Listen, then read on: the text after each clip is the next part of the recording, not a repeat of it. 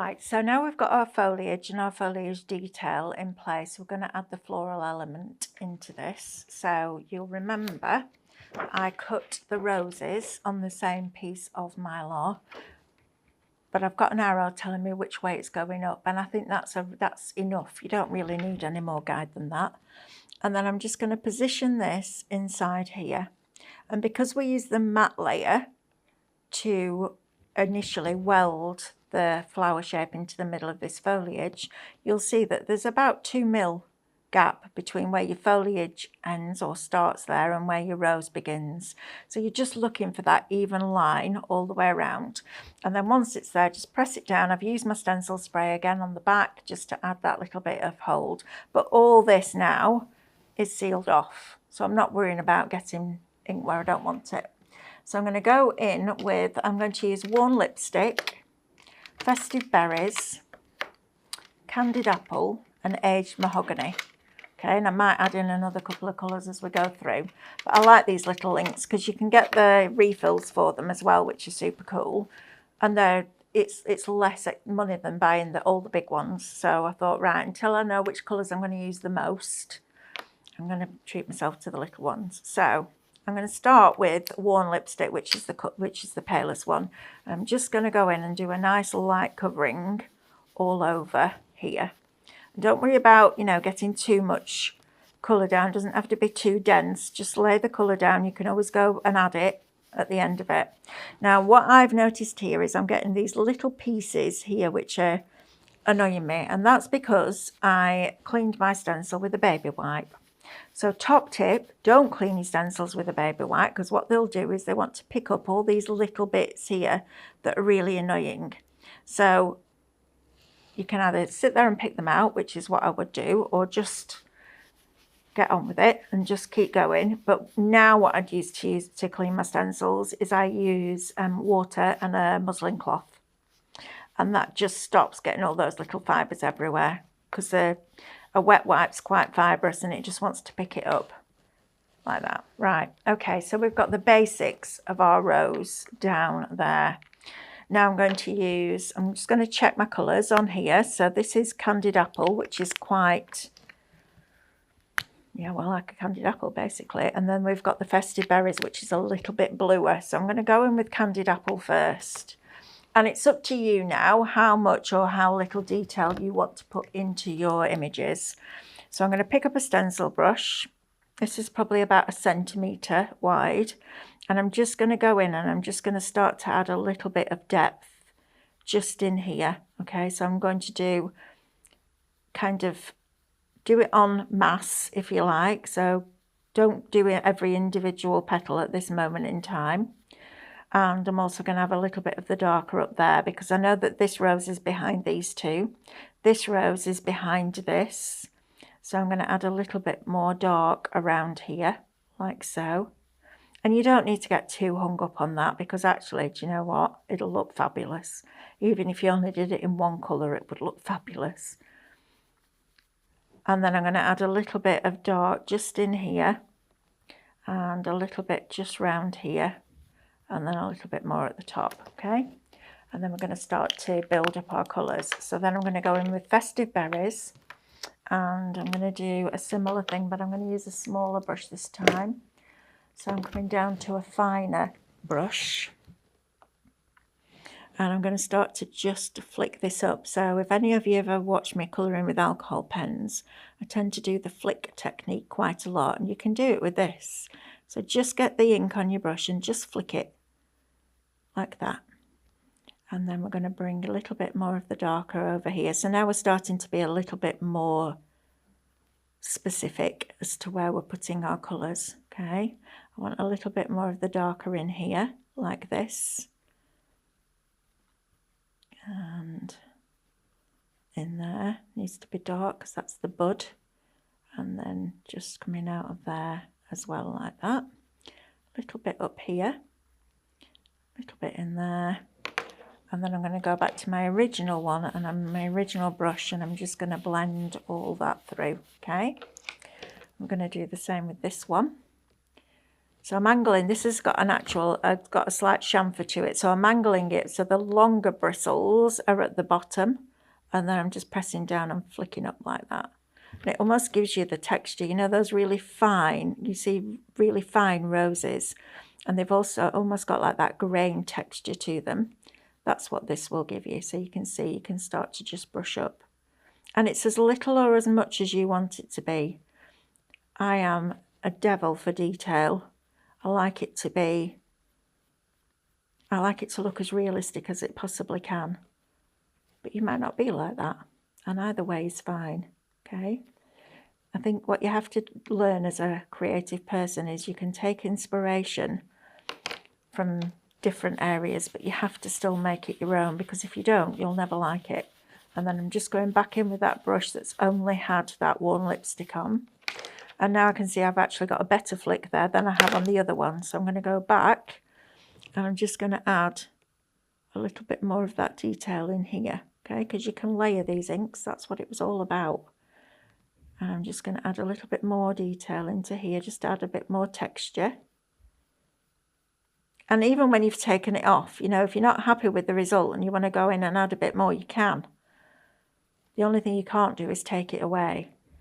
So add it gradually and build it up. Right, so I'm going to put a little bit down here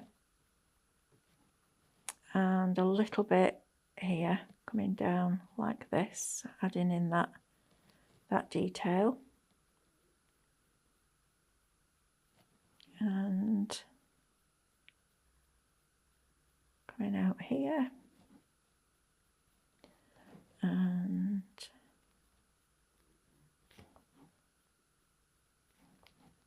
coming in here. This is where you lose me because I go quiet because I'm concentrating and I have to remember that I'm filming a video. And when I was doing all the prep for this USB at home, I just sat in complete silence and just did this, and my husband Mick came in and he's like, "You all right?" I was like, "Yeah, why?" He said, "It's very quiet." I'm like, "Yeah, I know, I'm just enjoying the process."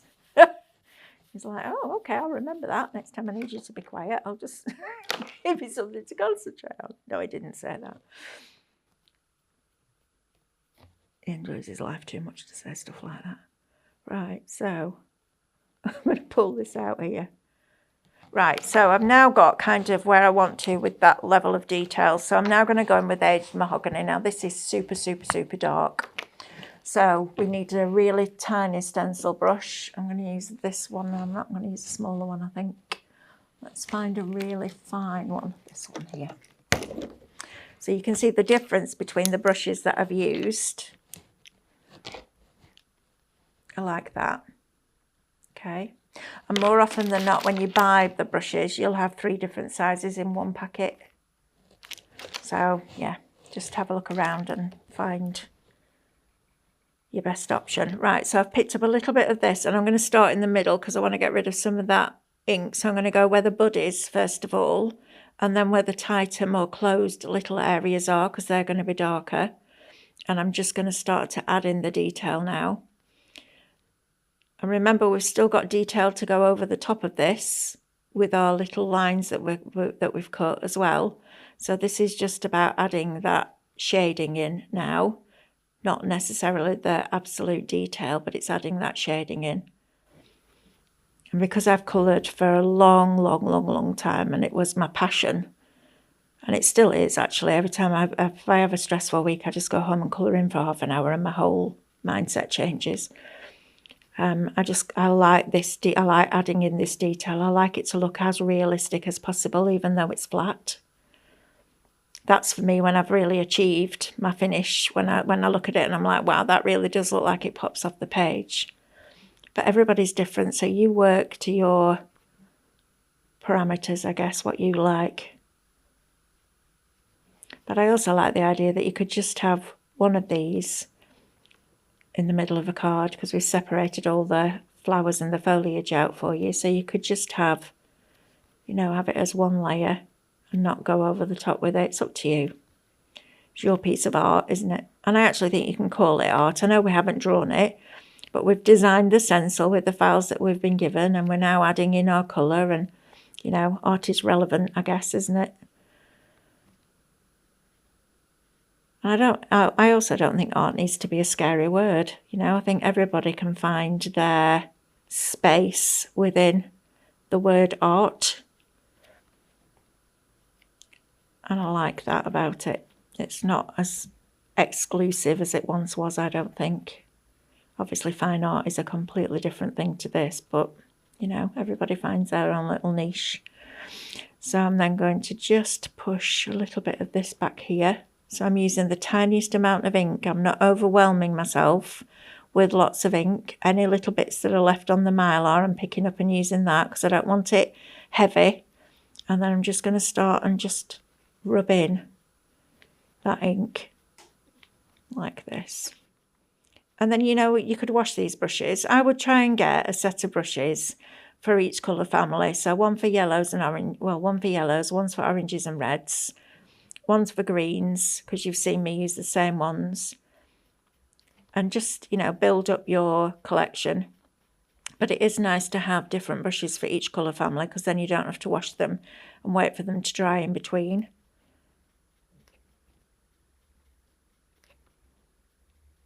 And it's not like a paintbrush, this, where you know, the more expensive they are, the better. You're not looking at sable hairbrushes here.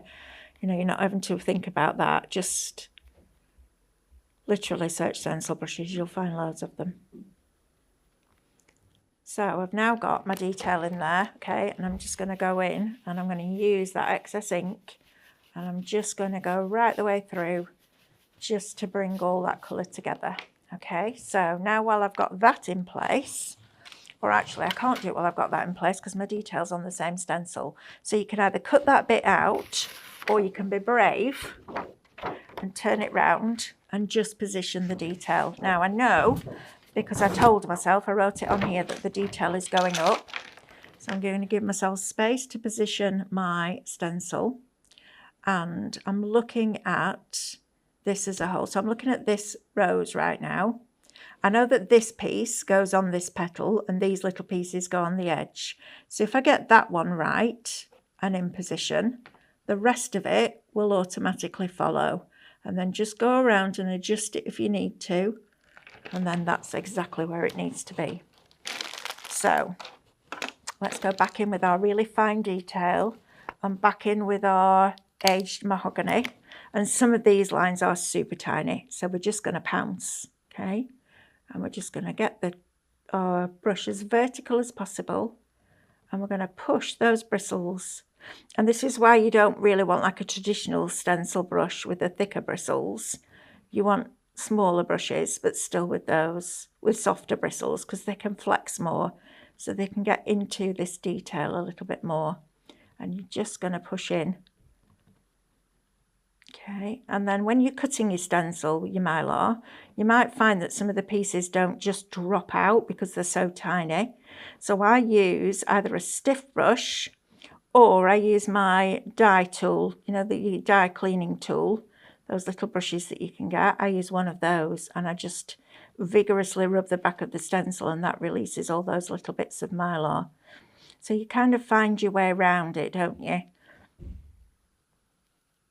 And I think the fact that you can cut your own puts you in control of the size. It puts you in control of the composition, which I like. And I'm not waiting for the next chapter to get the next floral. You know, there are the 6 of them on your USB for you, which I think is really good. Plus the education. All you need to do is add ink and card. And you scan and cut, of course. So I'm going to just go in and position these here like this. Now, if you prefer to, you can use your cutting file first and cut your cutting file out and then stencil on top of that piece of card. Because you're using your stencil spray, you're not taping it. The actual piece that you're stenciling onto can be smaller than your stencil itself. So I will try and do that through one of the shows, but it's a super simple technique. You just cut it out and then position it on the back of your stencil and tape it in place, just to add that little bit of extra security. And then I'm just going to take my original brush And I'm going to use all this just to smooth that out. Now, if you wanted to, from this stencil, you could actually just spritz this and put another piece of card on top and pick up all the excess ink. It looks bizarre when you first start because you've got these random twiggy bits and random little lines, but actually as you build it up it starts to look good. And then just lift it and you can see there now that I've got that detail into those roses. So I'm going to lift this up and hold it to the front so that you can see it clearly. I'm going to turn that round, and that is your stencil detail, which I think is really lovely. In fact, if I place it flat back again, Andrew can get in really close with our overhead zoom, which will be fantastic. And then we can see and get right into that detail. Pop it there. Here we go. Zooming in. So you can start to see now where you've got all those lovely detail lines on those roses and how it really starts to look just fabulous. And that's just with a bit of plastic and some ink. Who knew, hey? Isn't that lovely? Right, I'm going to just clear down, and then when we come back I'm going to show you how we can emboss this with our die cutting machine. You need a die cutting machine that has a rubber mat with it, and then you can emboss it as well if you want to. So I'll see you in a little while. If you want to see more from Highlight Crafts, make sure you click the like button. Subscribe by clicking the subscribe button below, and click the bell icon to receive notifications of all our future content. You can also click here to see our latest video, or click here to see more videos like this one.